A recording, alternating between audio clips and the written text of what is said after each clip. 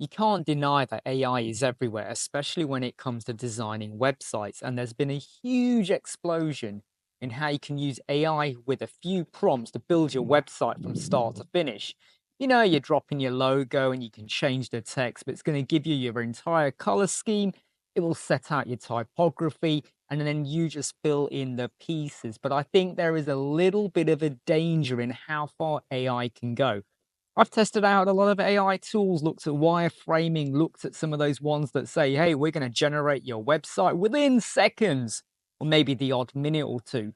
And none of them are really that fantastic. They give you like the raw bare bones of a website, and the layout might look pretty decent and pretty good. But let's be honest here.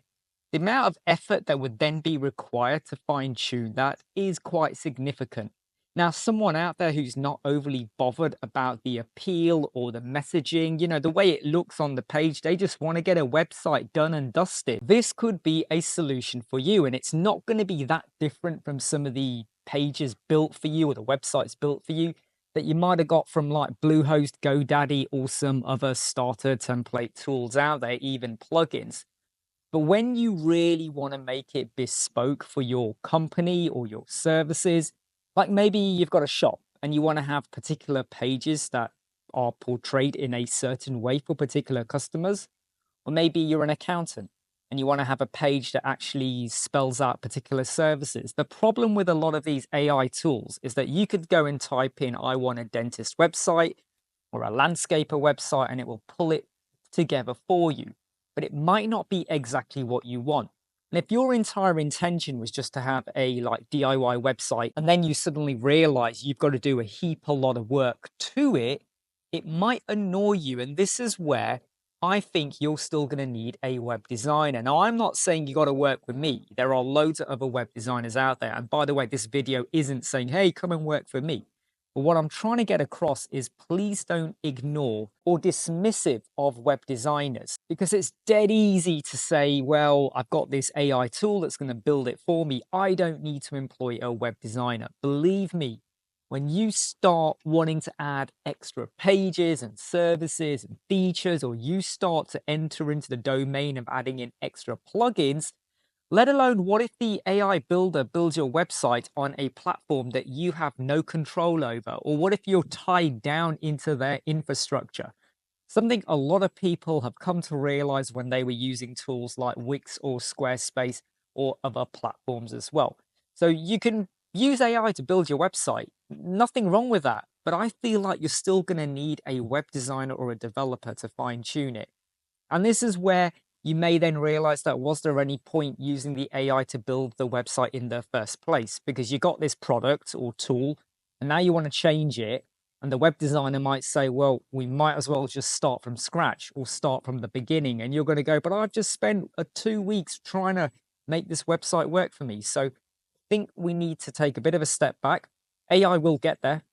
I think we have to now acknowledge, I mean, look, couple of months ago, I put out a video saying AI won't replace us. We're still going to be needed. You still need the human to make the website work for our audience and our clients, and to make sure visitors understand what they're getting rather than just letting AI interpret it for you. But things are moving at such a rapid stage now, and maybe in a year or two, people may be able to prompt and get the website exactly what they want. But this is where web designers and developers can still come in. You could still become the expert that writes the prompt to what the client needs. So what you do is you take it off the client's hands. So if AI really does get there with designing websites, you be the prompter. There are companies, industries, corporate businesses out there that are employing AI experts to help them with their SEO and their marketing, even their messaging. Maybe they're writing how to do guides, or they're just trying to do things in their business and they know there's AI. There's companies out there that are using AI experts to help generate images for them for their portfolios or whatever they're doing. So just because there is a tool there for you, don't be surprised if businesses still want to employ an expert. And if you've got the know-how and the understanding of colors, typography, styling, the flow, funnels, and all of that, there will still be a role for you. But I do kind of look at a lot of AI tools out there at the moment on setting up websites, and I feel like they're not fully there yet. You're still going to need the human interaction to mess around with them. But at some point in the future, we're going to have to admit or acknowledge the fact that there will be a whole heap more people that are going to go straight to AI because it's being advertised and it's dead easy to do and you can get your website built within seconds.